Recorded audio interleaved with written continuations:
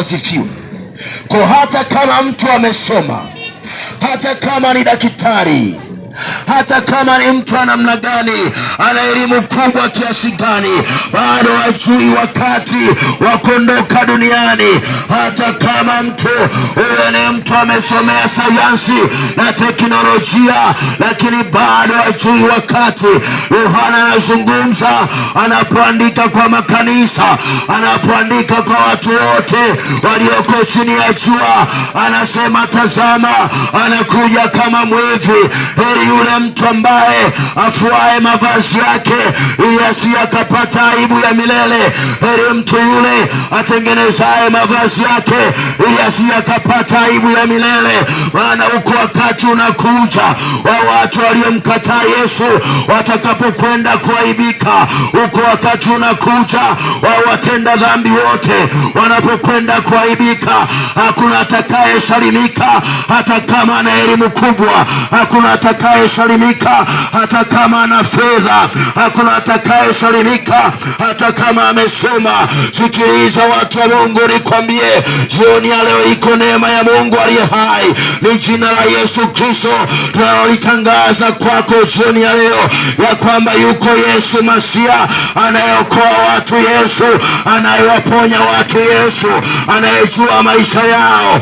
Yuko Yesu. Watu wa Mungu, sikiliza, unaweza ukajivuna vile ambavyo uko leo, ya kwamba una fedha ni sawa, ya kwamba una mali ni sawa, ya kwamba umesoma ni sawa, ya kwamba una cheo kwenye kazi yako, inaweza ikawa ni sawa kabisa. Lakini nataka nikutangazie ya kwamba pasipo Yesu maisha yako ni kazi bure, maisha yako ni kazi bure mpendwa.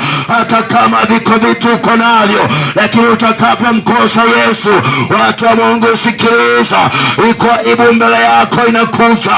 Maana hauna Yesu ambaye ni vazi la heshima. Maana ukimpata Yesu, iko heshima kwenye maisha yetu, iko heshima ya kustahilishwa, iko heshima ya kuwezeshwa. Na ndio maana jioni ya leo na kutangazia wokovu. Nisikilize wapendwa katika Bwana, watu wa Mungu, sikiliza jioni ya leo, neema ya Mungu bado ingaliko kwenye maisha tulio nayo. Bado ingaliko neema ya wokovu.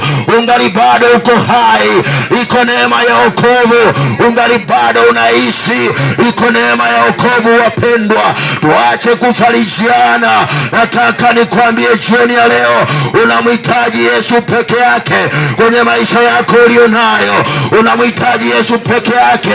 Huyo ndio msaada wako. Maana hakuna ambaye ataweza mambo pasipokuwa na Yesu. Majira yanaweza yakabadilika, magonjwa yanaweza yakaja, fedha inaweza ikaisha, lakini ukiwa na Yesu mambo yote yanakuwa sawa. Watu wa Mungu, sikiliza, maandiko yanasema ya kwamba mtu asijidhania ya kwamba anaweza akatumainia mali, maana mali haina msaada kwa mtu. Mtu asije akatumainia fedha, fedha haiwezi kumsaidia mtu. Lakini jioni ya leo iko neema ya Mungu ya wokovu. Bwana Yesu asifiwe. Haleluya, haleluya.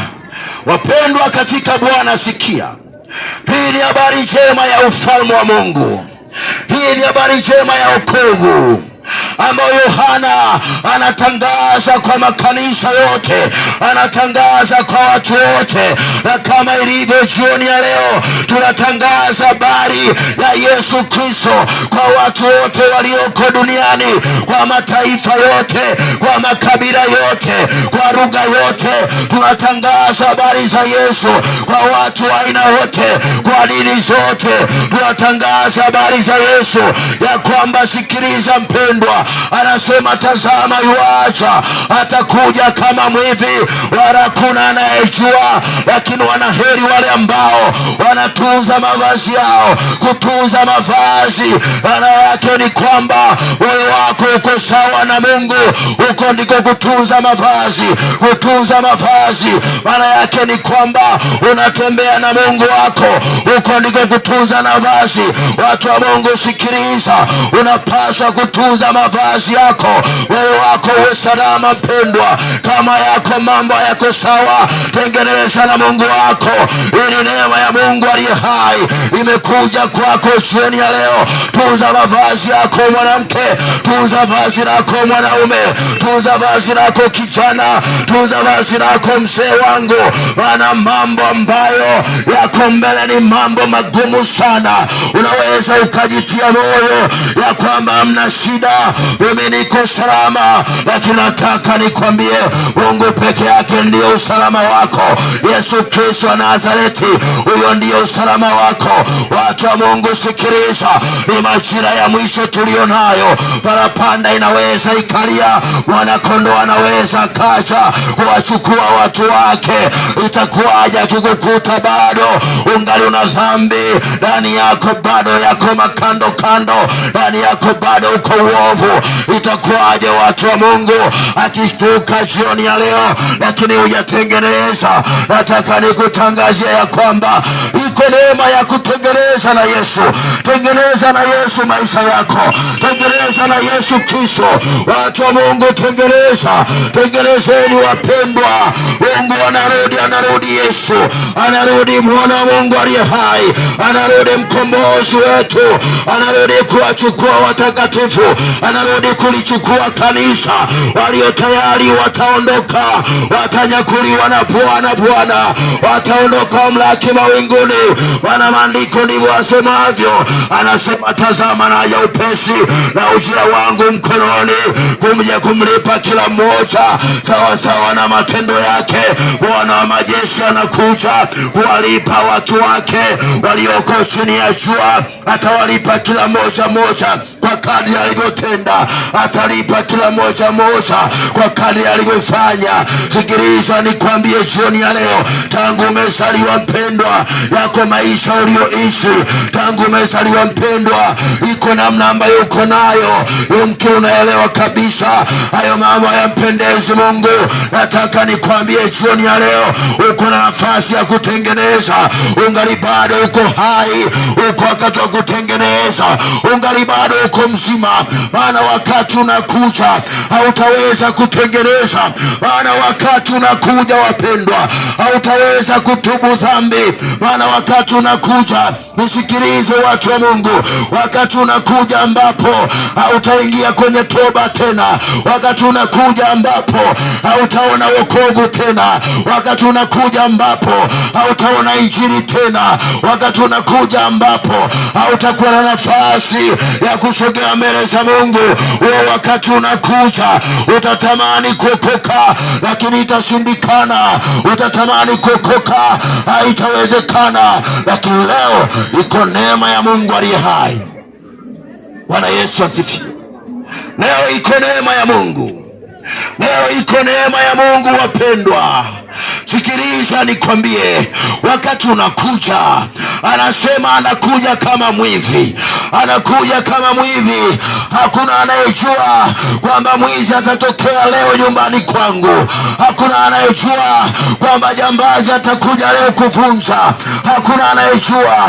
Ndio ujio wa Yesu utakuwa wa aina hiyo, utakuwa wa namna hiyo wapendwa, utakuwa wa namna hiyo. Hakuna anayejua. Anasema labda angalielewa ya kwamba atavunjwa nyumba yake, angalikesha usiku wote, labda angalifahamu ya kwamba nitakwenda kufa, angalijiandaa mapema, lakini hakuna anayejua. Watu wa Mungu, sikiliza, ashukuriwe Mungu aliye hai, aliyetupa uzima tulio nao. Ashukuriwe Mungu aliye hai, aliyetupa afya njema leo. Lakini nataka nikwambie, kuja kwa Yesu Kristo hakuna atakayefahamu, hawatajua wowote. Hata rais wa nchi yetu hawezi akaelewa, hata mawaziri hawatajua, hata wabunge watajua, awe ana cheo gani atajua, awe ni msomi daktari hataelewa kamwe, awe ni injinia hatajua ujio wa mwana wa Mungu. Maandiko anasema ya kwamba hata malaika walioko mbinguni wala hawajui kamwe, hawajui haya mambo, hawajui kabisa. Anayejua ni mmoja tu, Baba wa mbinguni ndiye anayejua hayo majira yatakapowadia. Jioni ya leo nakuletea hizi habari ni habari njema za ujio wa Yesu, ya kwamba yuaja Bwana, yuaja na mawingu Yesu kuwachukua watu wake walio tayari kumlaki.